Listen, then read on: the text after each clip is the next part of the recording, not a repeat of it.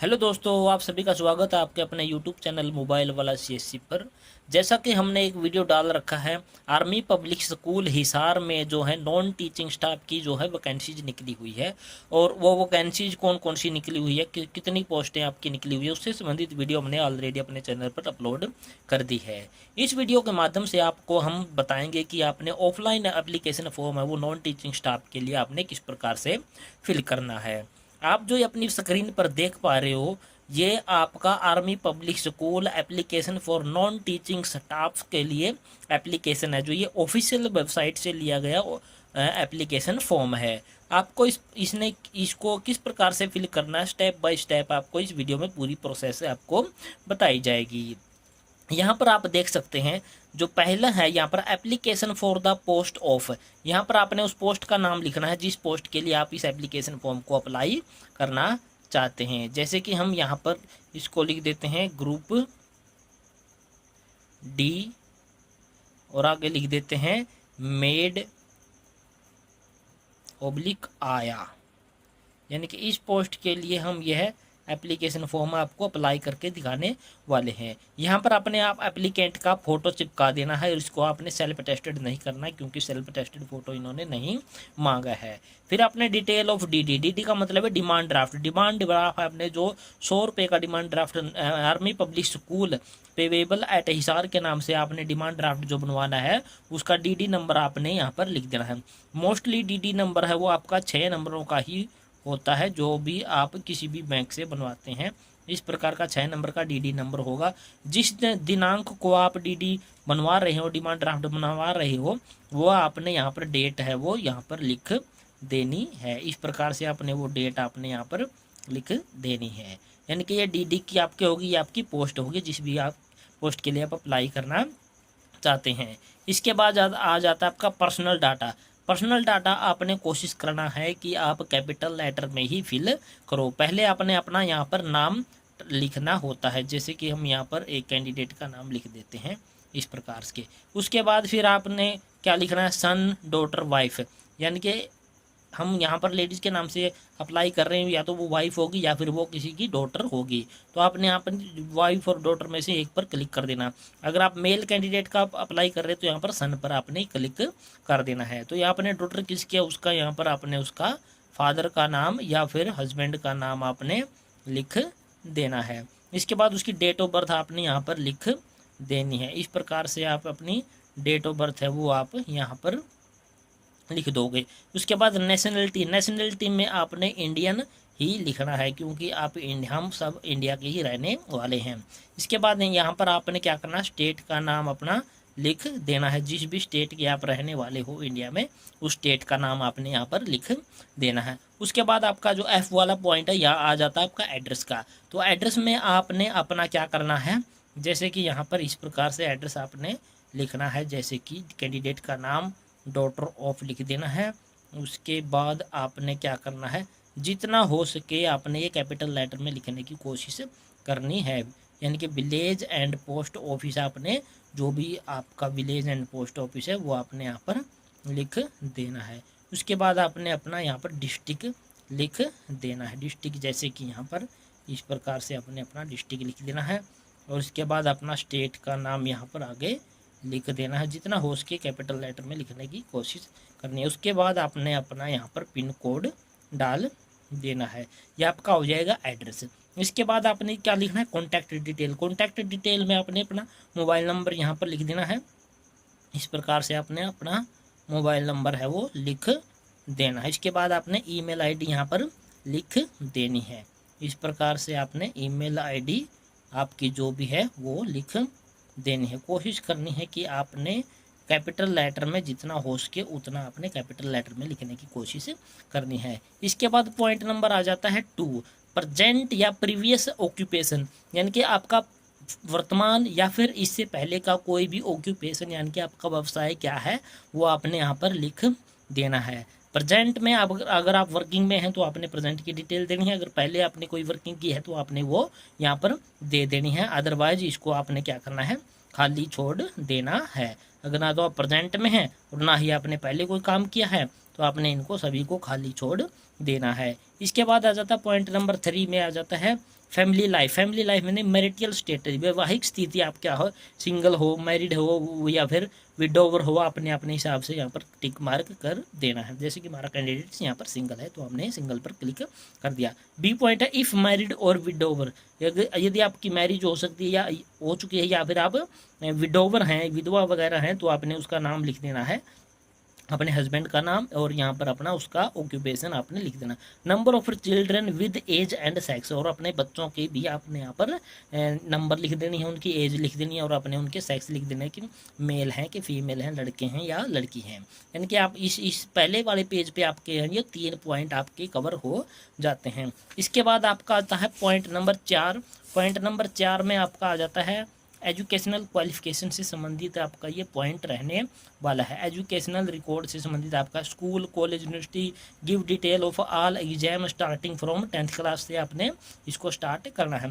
तो पहले आपने क्या करना है, 10th क्लास की डिटेल यहाँ पर देनी, marks obtain and maximum mark आपने यहाँ पर लिखना है। जैसे कि इस कैंडिडेट के कितने नंबर आए हैं वो आपने यहाँ पर लिखने हैं, और कितने में से आए हैं ऐसे करके आपने ओब्लिक करके आपके यहाँ पर लिख देना है। परसेंटेज आपने यहाँ पर लिख देनी है, जैसे कि यहाँ पर परसेंटेज इस प्रकार से आपने अपनी परसेंटेज लिख देनी। डिवीज़न आपकी क्या बनती है उस हिसाब से आपने यहाँ पर डिवीज़न लिख देनी है।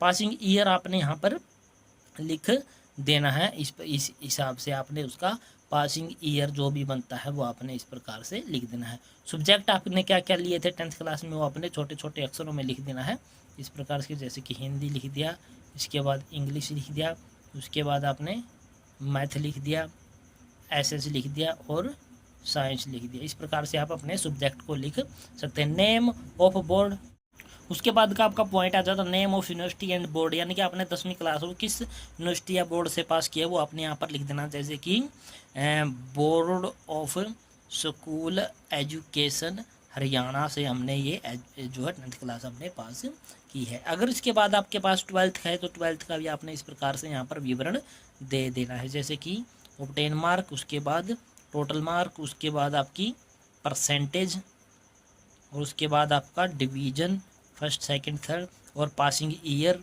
यहाँ पर आपने पासिंग ईयर लिख देनी है। उसके बाद आपने यहाँ पर सब्जेक्ट लिख देना है, छोटे छोटे अक्षरों में यहाँ पर लिखे जाएंगे, जो कि आप इस प्रकार से लिख सकते हैं, और इसके बाद इस प्रकार से आप लिख सकते हैं। बोर्ड का नाम आपने यहाँ पर लिख देना, board of school education Haryana, यानी कि जिस भी बोर्ड से आपने आपकी 12th class 10th class pass की है वो आपने बोर्ड का नाम यहाँ पर लिख देना।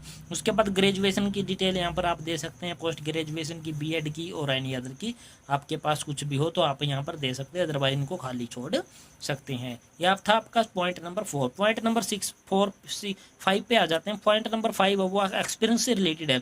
अगर आपके पास एक्सपीरियंस है तो आपने यहाँ पर एक्सपीरियंस को दे देना, अदरवाइज इसको खाली छोड़ देना है। हमारे कैंडिडेट के पास किसी प्रकार का कोई एक्सपीरियंस अवेलेबल नहीं था तो हम यहाँ पर क्या कर रहे हैं, डैश डैश करके इसको खाली छोड़ सकते हैं, या फिर बिना डैश लगाए भी इसको आप खाली छोड़ के आगे बढ़ सकते हैं। इसके बाद आ जाता है पॉइंट नंबर 6। पॉइंट नंबर 6 क्या है, हेल्थ से संबंधित है।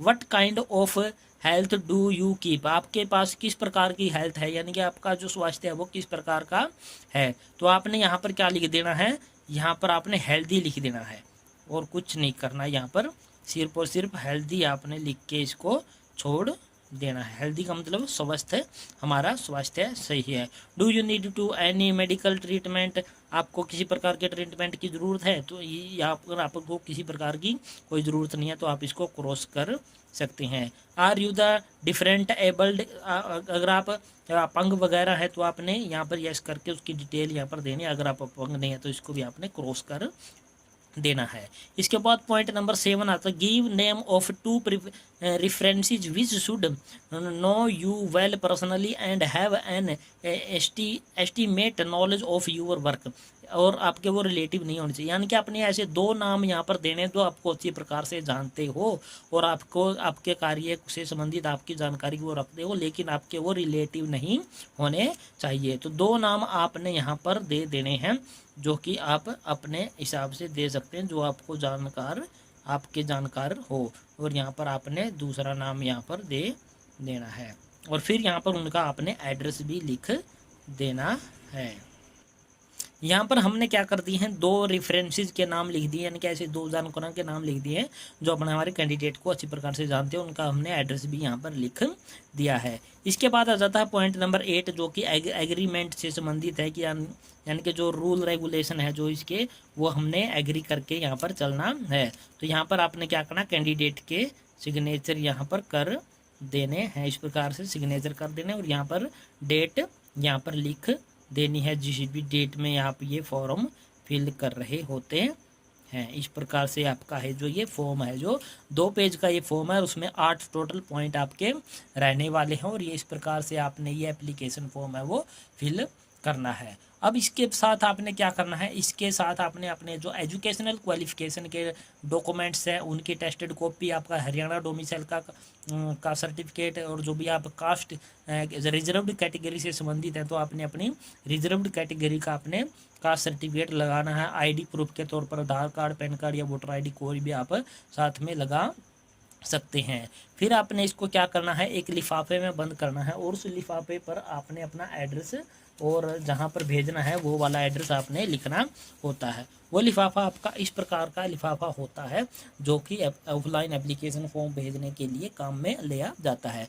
तो सबसे पहले आपने यहाँ पर क्या लिखना होता है, application for the post of, यानी कि किस पोस्ट के लिए ये एप्लीकेशन फॉर्म आप भेज रहे हैं। जो भी पोस्ट आपने शुरू में अप्लाई करते वक्त चूज की थी वही वाली पोस्ट यहाँ पर लिख देनी है, और यहाँ पर उसके सामने पूरी पोस्ट का नाम आपने लिख देना है। उसके बाद आपने यहाँ पर अपनी कैटेगरी लिख देनी है, जिस भी कैटेगरी से आप संबंधित हैं उस कैटेगरी का आपने यहाँ पर नाम लिख देना है। उसके बाद जो यहाँ का एड्रेस होता है फ्रॉम वाला, ये कैंडिडेट की खुद की डिटेल होती है, यानी कि कैंडिडेट का यहाँ पर क्या होता है, नाम होता है, उसके बाद उसके फादर का नाम यहाँ पर होता है, यानी कि सेंडर एड्रेस यहाँ पर होता है टोटल कुल मिला के।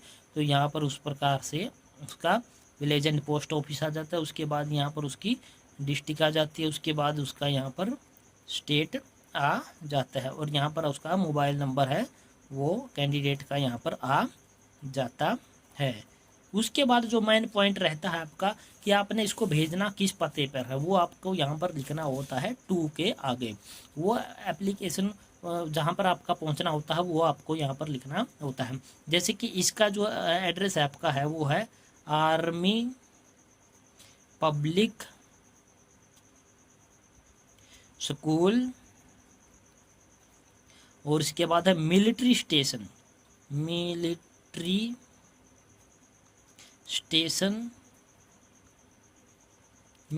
स्टेशन हिसार में यह आपका आर्मी पब्लिक स्कूल है। और उसके बाद आपका आ जाएगा पिन कोड 125,006।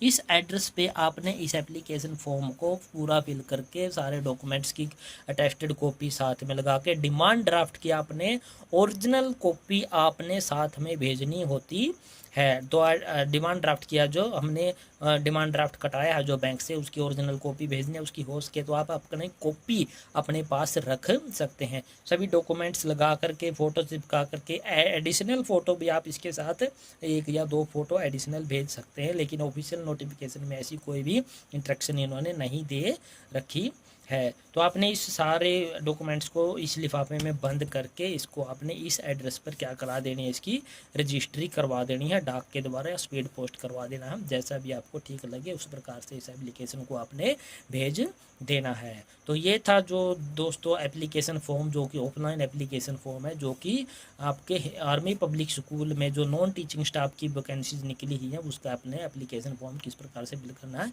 ये पूरी जानकारी हमने इस वीडियो के माध्यम से दी है। आशा करते हैं दोस्तों हमारे द्वारा दी गई जानकारी आपको पसंद आई होगी। अगर पसंद आई है तो हमारे इस चैनल को लाइक करें, शेयर करें, सब्सक्राइब करें। जय हिंद, जय भारत दोस्तों।